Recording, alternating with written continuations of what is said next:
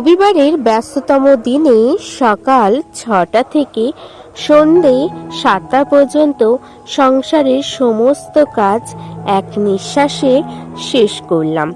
রাধে রাধে বন্ধুরা, কেমন আছেন আপনারা সবাই? আশা করছি আপনারা সবাই ভালো আছেন ও সুস্থ আছেন। আমরাও বেশ ভালো আছি। আমার আরও একটি নতুন ভিডিওতে আপনাদের সকলকে স্বাগত জানাই। আজ হচ্ছে রবিবার, আর এখন ঘড়ির কাঁটায় বাজে সকাল ৬টা নাগাদ। এখন থেকে আপনাদেরকে সাথে নিয়ে আজকের ভিডিওটি শুরু করলাম। আশা রাখছি প্রতিদিনের ন্যায় আজকের ভিডিওটি আপনাদের বেশ ভালো লাগবে। ঘুম থেকে উঠেছি, উঠেই আজকে তো আবার রবিবার, সব থেকে ব্যস্ততম দিন হচ্ছে আমাদের বাড়িতে আজকের।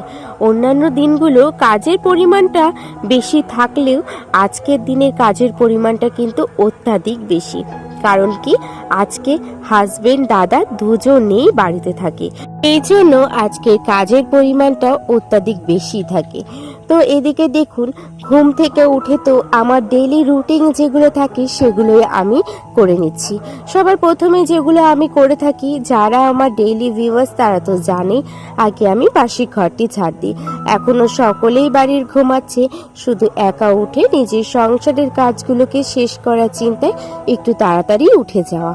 যেহেতু রবিবার, তো রবিবার মানে ওই একটা সময় মানে একটু যে ঘুমাবো, সময় কাটাবো বা কিছুক্ষণ শুয়ে থাকবো, সেটার কখনোই হয় না। কারণ কি, আজকে রান্নাবান্নার চাপ বেশি, অত্যাধিক কাজের চাপটাও বেশি থাকে। আমার যেরকম কাঁচা ধোয়ার চাপটাও বেশি থাকে। সেই জন্য এই দিনটিতে যতই ভাবি না কেন একটু শুয়ে বসে কাটাবো, সেটা আর কখনোই হয়ে ওঠে না। রবিবার মানে তো হলিডে, কিন্তু সাংসারিক গৃহিণীদের কাছে এটি কিন্তু সব থেকে চাপের দিন বলে মনে হয়। তাদের কাছে কোনো হলিডে বলে কোনো কিছুই হয় না। তাদেরকে সংসারটাকে সামলানোর জন্য প্রতিনিয়ত কিন্তু 10টি হাত দিয়ে কিন্তু নিজের সংসারটিকে একা হাতে সামনে যেতে হয়।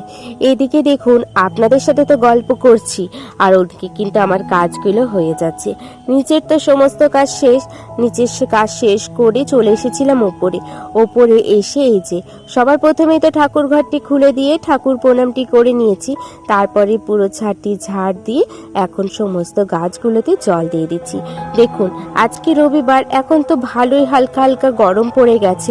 তারপরেও কিন্তু সকালের দিকে কুয়াশাগুলো কি পরিমাণে হয়েছে, এত পরিমাণে কুয়াশা যে কুয়াশা কাটতে কাটতে কিন্তু বেলা 8টা, সাড়ে 8টা বেজেই যাচ্ছে। এই যে ওপরের কাজগুলো সেরে চলে গেছিলাম নিচে গিয়ে স্নান সেরে কাঁচা ধোয়া করে চলে এসেছি ওপরে। বললাম না আজকে কাজের পরিমাণটা কোথায় বেশি। যেমন আমার কাঁচা ধোয়া, তেমনই রান্না বান্না, তাছাড়াও কিন্তু নিজের ঘর সংসারটিকে সুন্দরভাবে সাজিয়ে গুছিয়ে রাখা। তো এদিকে দেখুন, স্নান সেরে তো সমস্ত জামা প্যান্ট নিয়ে চলে এসেছিলাম ওপরে এসে আগে কি করেছি, জামা প্যান্টগুলোকে মেলে দিয়েছি। ওদিকে জামা প্যান্ট মেলে ঠাকুর প্রণামটি সেরে গুরুদেবের নামটি নিয়ে চলে এসেছি নিচে এসে সিঁদুরটি পরে নিয়েছি, নিজেও রেডি হয়ে নিয়েছি। তো তারপরে তাতানের পাপারা তো আগেই ঘুম থেকে উঠে গেছিল, সেই জন্য কিন্তু বিছানাটা আমি গুছিয়ে নিয়েছি। ওদিকে বিছানা গুছিয়ে জানলা দরজা খুলে সমস্ত কাজগুলো সেরে চলে এসেছি রান্না করতে। সকালের খাবারটা এখন সেরে নিচ্ছি। আজকে কিছুটা পান্তা ভাত ছিল, মানে আগের দিনের, তো সেটাকে ভালোভাবে ধুয়ে নিয়েছি। আর এদিকে কিন্তু আলু ভাজে নিচ্ছি, আলু ভাজা আর ডালের বড়া করে নেব। এই দিয়ে কিন্তু সকালের খাবার দাবারটা বেশ হয়ে যাবে। তো আমি যেহেতু আলুটা ভেজে নিচ্ছি, মা কিন্তু ডালের বড়াটি করে নেবে। এদিকে আমার কিন্তু আলু ভাজা প্রায় হয়ে গেছে। একদিকে আমি পেঁয়াজ দিয়ে করেছি, আরেকদিকে পেঁয়াজ ছাড়া করেছি।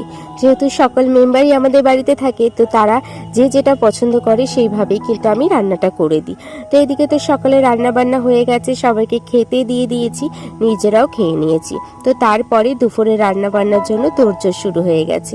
আজকে ইঁচড় নিয়ে এসেছে হাজবেন্ড তো বাজার থেকে, তো সেই ইঁচড়টি রান্না করে নিচ্ছি।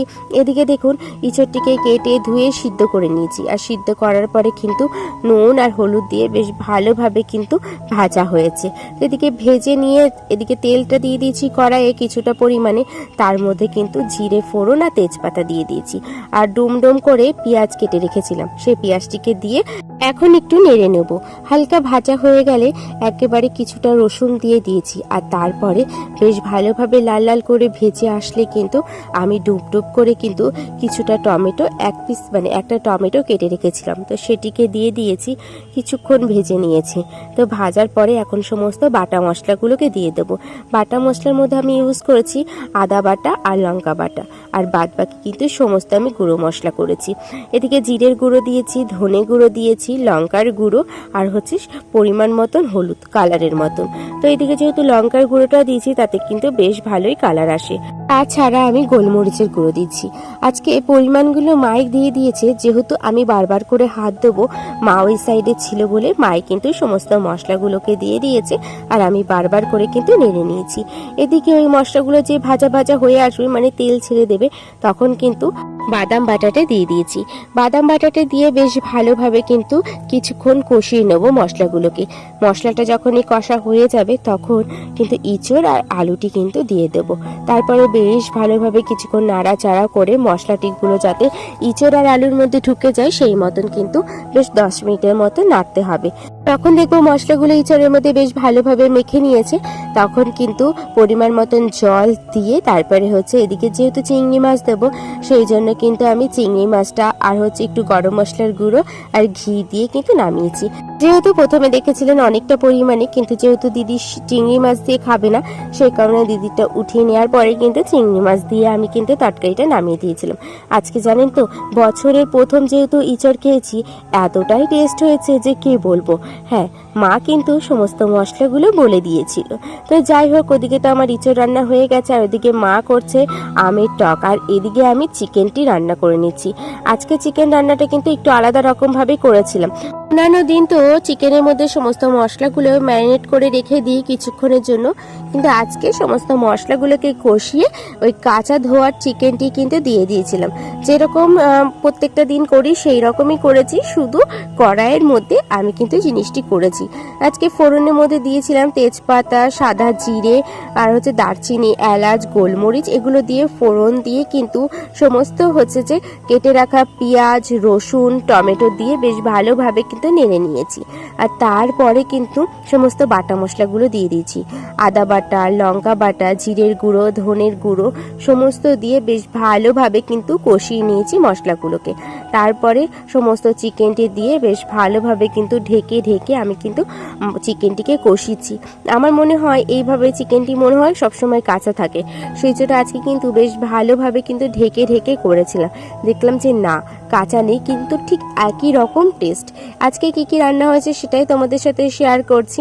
আজকে করেছিলাম শাক, করেছিলাম সকালবেলা আলু ভাজা, করেছিলাম বেলে মাছ, করেছিলাম আমের টক, ওদিকে মাংস আর ইঁচড় চিংড়ি। এত কিছু রান্না হয়তো আপনাদের সাথে শেয়ার করা হয় না, যেহেতু ভিডিওটি অনেকটা বড় হয়ে যায়, তো কিছু কিছু রান্নাই আপনাদের সাথে শেয়ার করি। আজ যেহেতু রবিবার, তাই আজকে মেনুতে কি কি হয়েছিল সেটাই আপনাদের সাথে পুরো ভিডিওটি শেয়ার করলাম। তো এদিকে দেখুন, আমার তো রান্না বান্না সমস্ত শেষ, আর আমাদের তো জানেনই মানে পেঁয়াজ রসুন বা মাছ মাংস রান্না করার পরে পুরো গ্যাসটিকে ভালোভাবে সাবান সার্ফ দিয়ে ধোয়া হয়, সেই রকমই পুরো গ্যাসটিকে ভালো করে পরিষ্কার করে নিয়েছি। আর জানেন তো, আমার একটুখানি পিতপিতে রোগ আছে, সেটি হচ্ছে রান্নাঘরের ওপরে। রান্না করার পরে গ্যাস আর বেসিনটা আমার কিন্তু পরিষ্কার করতে হয়, বলতে পারেন পুরো রান্নাঘরটিকে পরিষ্কার করতে হয়। রান্নাঘর মোছা থেকে শুরু করে সমস্ত কিছু আমার না হলে একদমই ভালো লাগে না।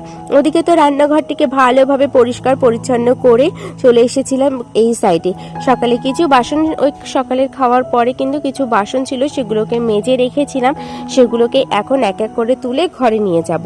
এদিকে তো সকলের খাওয়ার সময়ও হয়ে গেছে, সেই কারণে সকলকে খেতেও দিয়ে দিয়েছি। তো সকলের খাওয়া দাওয়া শেষ, এখন এদিকে আমি টেবিলটিকে ভালো করে মুছে নিচ্ছি। তো সকলের খাওয়া দাওয়া শেষ হয়ে গেছে, সকল কিন্তু শুয়েও পড়েছে। যেহেতু দুপুরবেলা, রবিবারের দুপুর বলে কথা, সবারই রেস্ট নিতে ইচ্ছা করে, কিন্তু কি বলুন তো, সাংসারিক গৃহিণীদের কোনো রকম রেস্ট বলে কিছু থাকে না, তাদেরকে 24টি ঘন্টায় কিন্তু কাজ করতেই হয়। তো এদিকে দেখুন, সবাই সকলের নিজের মতন বিশ্রাম নিচ্ছি। এদিকে আমি তাতানকে নিয়ে চলে এসেছি ওপরে সকালে জামা প্যান্ট তো কাচার পরে তো মেলে দিয়েছিলাম, আর ওপরে আসা হয়নি। সেগুলোকে এখন এদিকে কি করলাম, তুলে নিয়েছি। যেগুলো শুকিয়েছে সেগুলোকে তুলে নিয়েছি, নিচে নিয়ে যাব। আর বাদ বাকি যেগুলো শুকায়নি সেগুলোকে মেলে দিয়েছি। এদিকে সকালে এই বাসনগুলো মা আর দিদি মিলে মেজেছিল, তো সেই বাসনগুলোকে এখন এক এক করে ঘরে তুলে নিচ্ছি।